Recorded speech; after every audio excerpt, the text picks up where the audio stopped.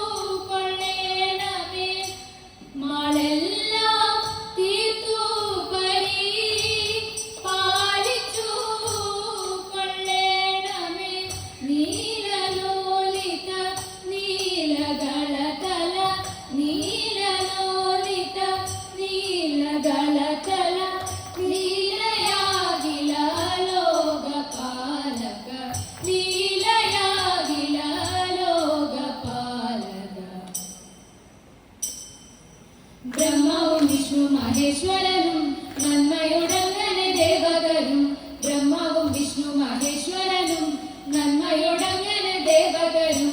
നിർമ്മലന്മാരാം മുനിജനവും ദക്ഷന്റെ ശാലതനും. നിർമ്മലന്മാരാം മുനിജനവും ദക്ഷന്റെ ശാലതനും. കന്നകഭൂഷണ അനുഗ്രഹത്താൽ അങ്ങൊരു ദക്ഷ ശിരസ്സർത്തു. നന്മയുടന്നവർ ദക്ഷ ശിരസ്സായി ചേർന്നെന്ന് ബോധമൊഴി. ദക്ഷനും ജീവിച്ചുറങ്ങുന്നപ്പോൾ തക്ഷണം നന്ദനെ കണ്ടു മോദാൻ ഭക്ത്യ വണങ്ങി സ്തുതിച്ചു പലവിധം ഭക്തപ്രിയയും പ്രസാദിച്ചപ്പോൾ പാർവതി ദേവി പരമേശ്വരി പർവ്വത നന്ദിനി പങ്കജക്ഷി സർവപ്രിയ സർവമംഗളദായികെ സർവേശ്വരി പാദം കുമ്പിടുന്നു. സർവപ്രിയ സർവമംഗളദായികെ സർവേശ്വരി പാദം കുമ്പിടുന്നു. സർവേശ്വരി പാദം കുമ്പിടുന്നേ. പണ്ടൊരു നാട്ടരിവേഷം പരമേശം ഈണ്ടലോടെ പാർവതിയും തന്നു തീരിയാടി. രണ്ടുപേരും കണ്ടാവാണമേ ചുരവിച്ചപ്പോൾ ഉണ്ടായുടൻ തുമ്പും തുമ്പി കൈകളോടും കൂടി ഉണ്ണി ഗണപതി എന്നു നാമവും ഉറച്ചു. പിന്നെയുമുണ്ടായ മകൻ ആറുമുഖത്തോടെ വേലായുധനെന്ന പേരുമിട്ടു നീലകണ്ഠൻ.